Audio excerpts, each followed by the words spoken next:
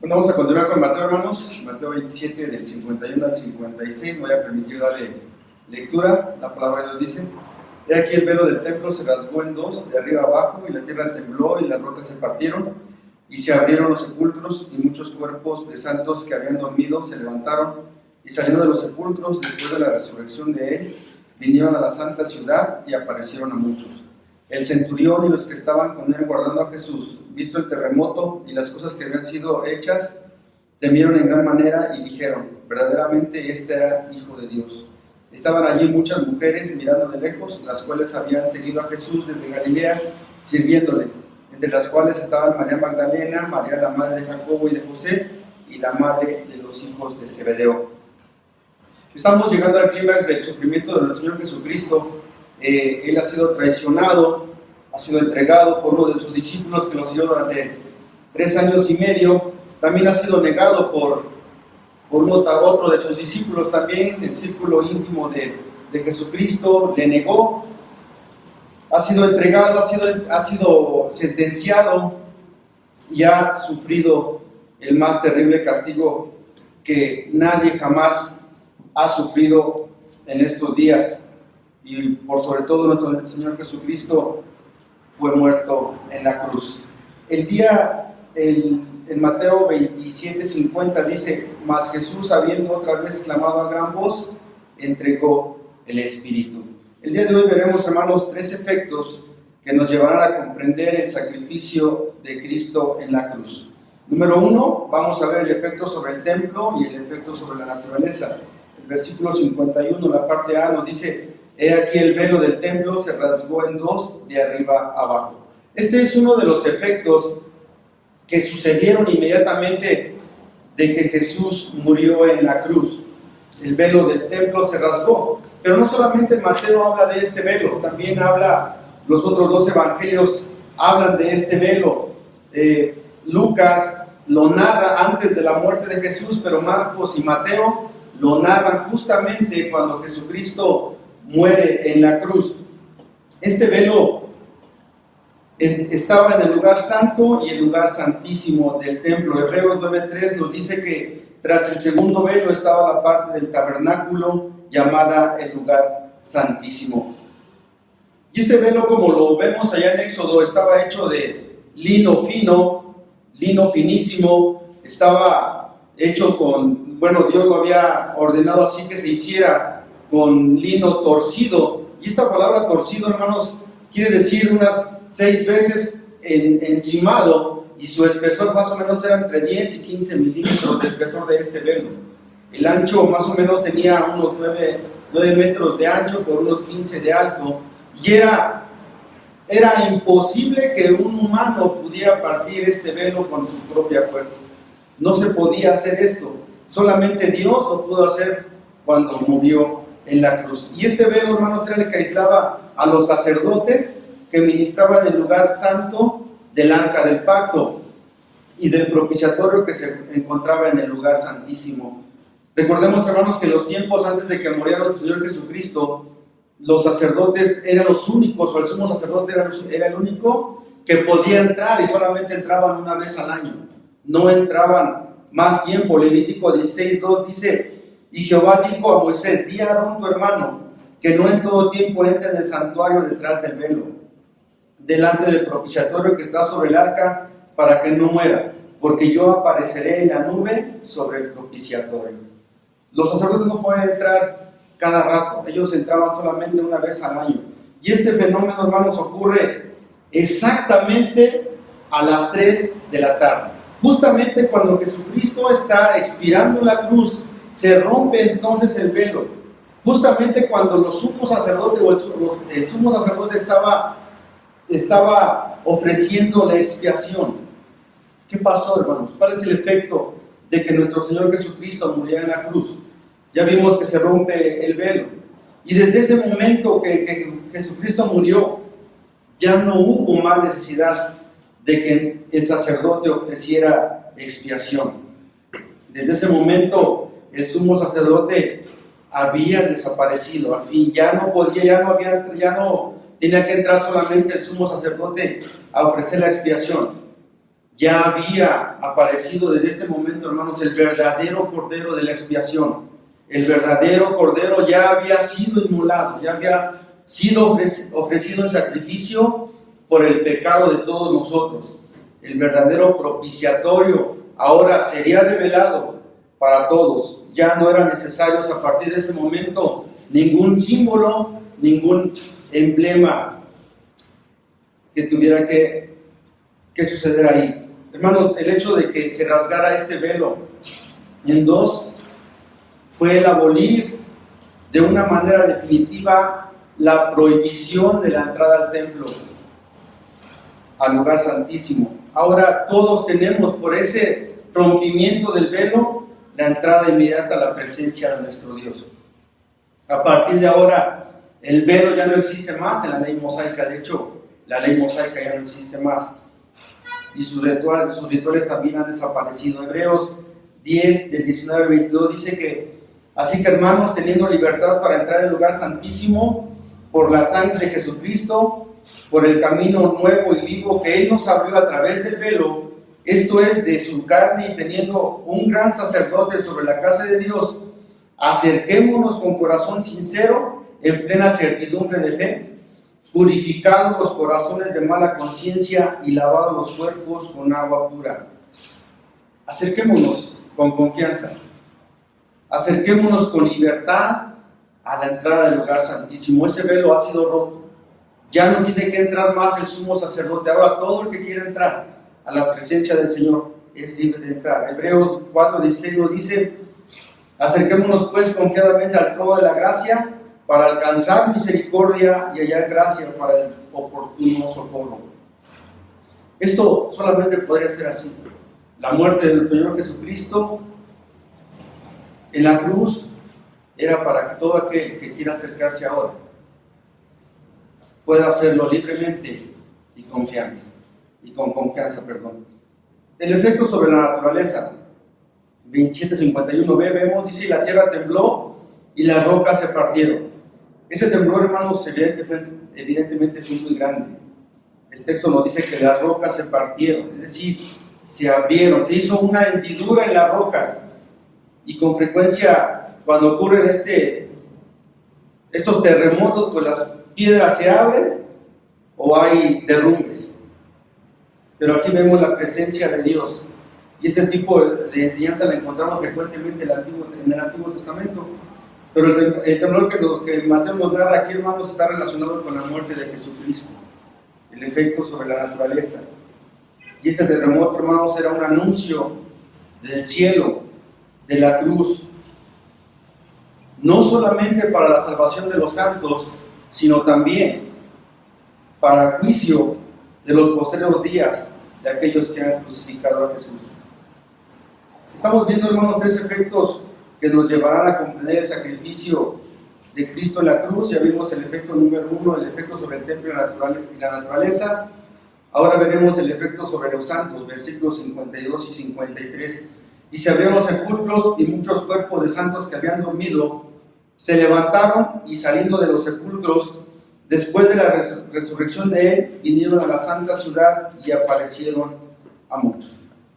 Mateo, hermanos, es el único que registra los hechos narrados en estos versículos. Recordemos un poquito cómo eran los sepulcros en ese entonces. Recordemos que los sepulcros eran cavados en peñas y después eran sellados con grandes rocas, tales que nadie podía abrir, con una fuerza humana no se podían abrir. Ahora, con referencia a este pasaje, hay muchas interpretaciones diferentes. Algunas, por supuesto, no se pueden aceptar. Y confieso, hermanos, que estuve batallando aquí en estos versículos 52 y 53 un poco, porque encontré muchas preguntas a las cuales la verdad es que no encontré respuesta. Pero primero esta fue una resurrección verdadera. No solamente fue una aparición de cadáveres. El texto nos dice: y se abrieron los sepulcros, y muchos cuerpos de santos que habían dormido se levantaron. Esta es una realidad. Hubo una resurrección. Segundo, también ocurrió esta resurrección al momento mismo de que Jesucristo murió. Algunos han asumido que la resurrección de los santos ocurrió después de la resurrección de Jesús. Esto no ha sido probado todavía. Porque en el texto encontramos una conjunción, y esa conjunción es la I, caí, para y sigue justamente después de la referencia respecto de rasgarse el velo y el temblor de la tierra. Es decir, todas las cosas fueron sucediendo inmediatamente después. No hubo un intervalo de tiempo, de minutos, no, fue inmediatamente después de que Jesucristo murió en la cruz. Ahora, pues este texto en el original puede ser interpretado de dos maneras. Después de la resurrección de Cristo, y un comentarista dice que si concebimos el sentido como habiendo dejado sus tumbas después de su resurrección, o después de su resurrección fueron levantados. Pero ¿será esto razonable, hermanos? ¿Será esto decir, o será verdadero que los santos que resucitaron, número uno, resucitaron con cuerpos gloriosos o resucitaron en su cuerpo como habían muerto? Si resucitaron con sus cuerpos gloriosos, ¿todavía estuvieron 2 días ahí en las tumbas esperando a que resucitara Jesús? ¿O qué estuvieron haciendo durante todo ese tiempo? Porque el texto del 54, en el 53 dice, y saliendo de los sepulcros, después de la resurrección de él, vinieron a la santa ciudad y aparecieron a muchos. Dice que después de que Jesucristo resucitó, vinieron con él.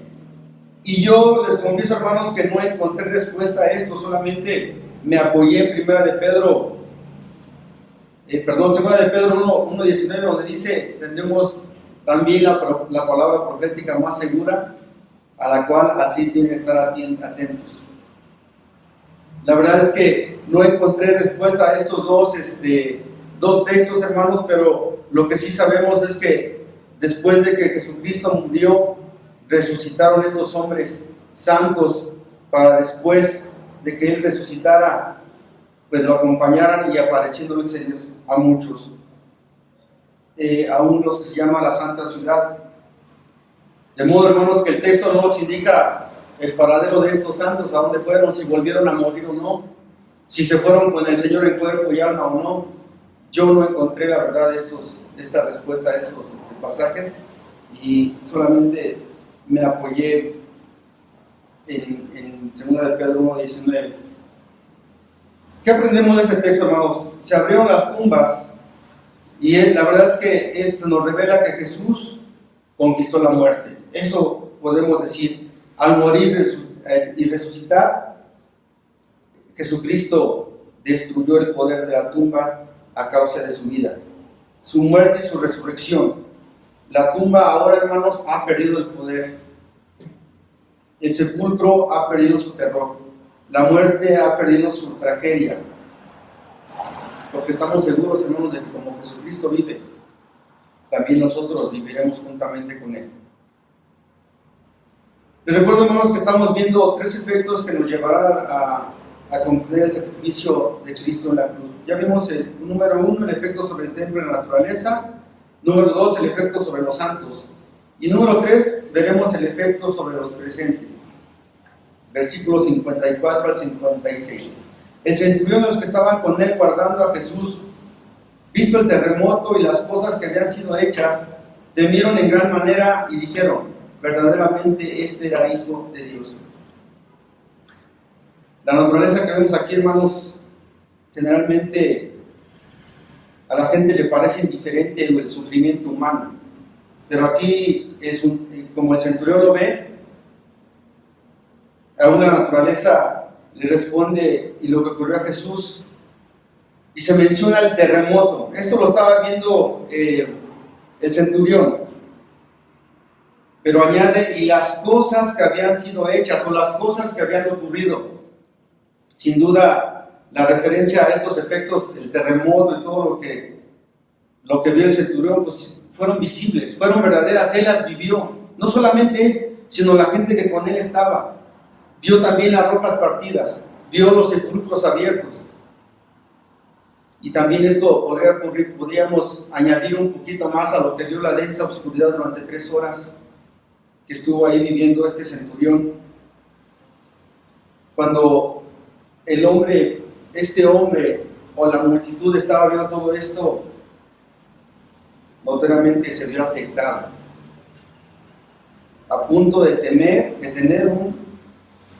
grandemente, dice el texto, visto el terremoto y las cosas que habían sido hechas, temieron en gran manera.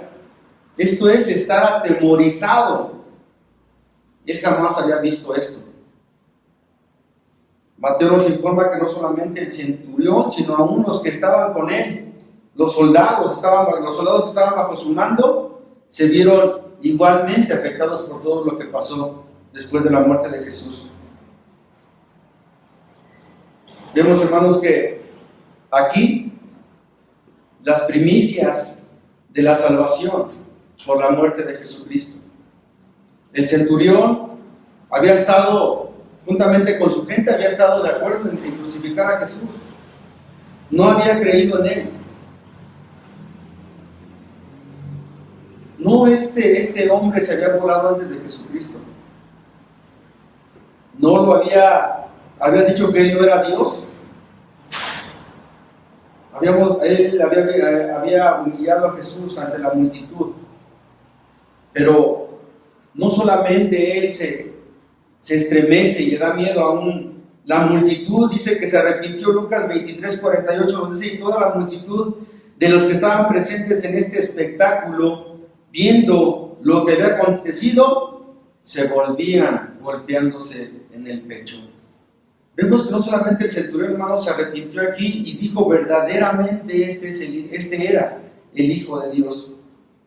La muerte de Jesucristo, hermanos, había logrado cambiar su modo de pensar de este centurión. Este centurión, por último, hermanos, confesó su fe.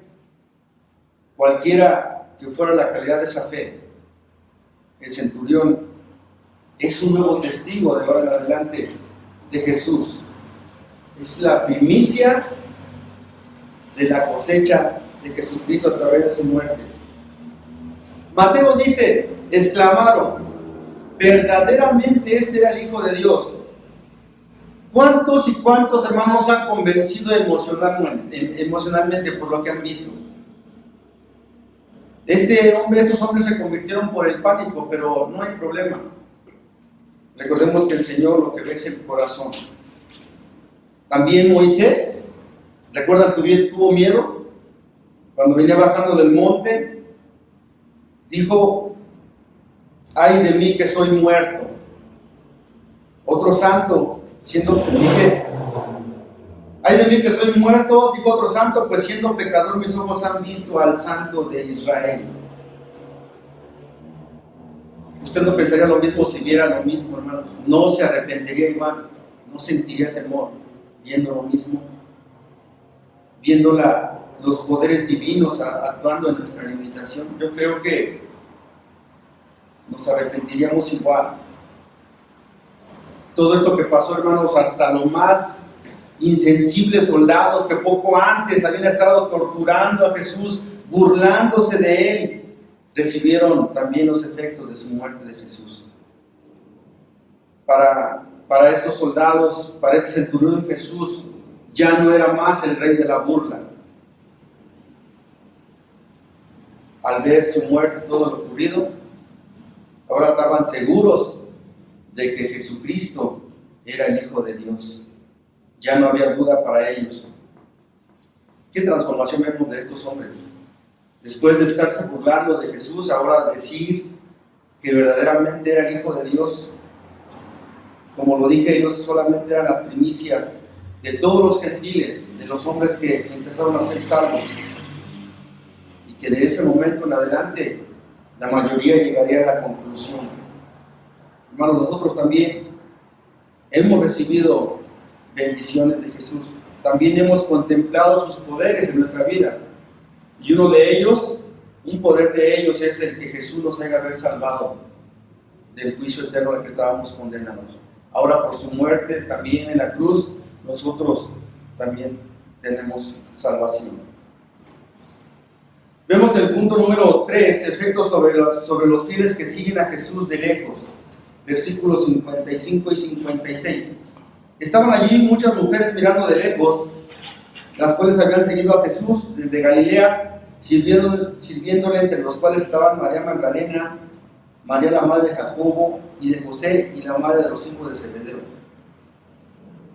Mateo concluye, hermanos, este relato de la crucifixión del Señor Jesús haciendo mención de un grupo de mujeres que, aunque estaban ellas mirando de lejos, sus discípulos, los varones, los fuertes, los valientes, ya no estaban con Jesús. Ahora estaban acompañando a Jesús, el sexo débil. Las mujeres estaban desde lejos ahí, acompañándolos, demostrando, hermanos, que estas mujeres tenían más valor que los hombres. Ya sus discípulos no estaban. ¿A dónde estaban? No lo sabemos, pero estaban ahí las mujeres. Este grupo de mujeres nobles, hermanos, estaban demostrando fidelidad a Jesucristo. Mateo menciona a María Magdalena, también es mencionada por Marcos y Juan, y esta mujer también aparece en el relato de la resurrección. Sabemos muy poquito de ella, pero lo que se sabe de ella es que Jesús la sanó. Esta mujer es la que sanó a Jesús, echándole los siete demonios, ahí según Lucas 8:2. La segunda mujer que menciona Mateo es María, la madre de Jacobo y de José, y esta mujer fue una de las 3 mujeres que compraron especies aromáticas para ungir a Jesús, para ungir el cuerpo del Señor, y también aparece al lado de la cruz acompañando a Jesús. La tercera mujer mencionada es la madre de los hijos de Zebedeo. ¿Recuerdan? Ella aparece allá un poquito atrás, interviniendo por sus hijos para que nuestro Señor Jesucristo sentara a uno y a otro, a la derecha y a la izquierda. Ahí está ella, los hijos de Zebedeo. Y esta mujer, su nombre era Salomé. Por supuesto, como les dije, era la madre de Jacobo y de Juan. ¿Por qué estaban estas mujeres, hermanos? Estas mujeres, recordemos que pues no tenían, tal vez tenían temor, pero para el hombre, para el varón, las mujeres en el contexto judío no valen nada. Lo que puedan hacer estas mujeres simplemente no sirven de nada. Pero estas mujeres fueron testigos de la muerte del Señor. Estas mujeres fueron testigos de la resurrección de nuestro Señor Jesús. ¿Recuerdan? Un poquito más adelante lo veremos, si el Señor quiere, primeramente apareciéndose a las mujeres. Es de llamar la atención que Mateo, al inicio de su evangelio, empieza mencionando a las mujeres como un vínculo perfecto para la venida de nuestro Señor Jesucristo a este mundo, y termina este relato mencionando a las mujeres. Vemos, hermanos, que hablaban de muchas mujeres que miraban de lejos, pero en especial a 3 de ellas que evidentemente comunicaron después lo ocurrido de Jesús en la cruz a los demás, a otras personas. ¿Qué entendemos ante esto, hermanos?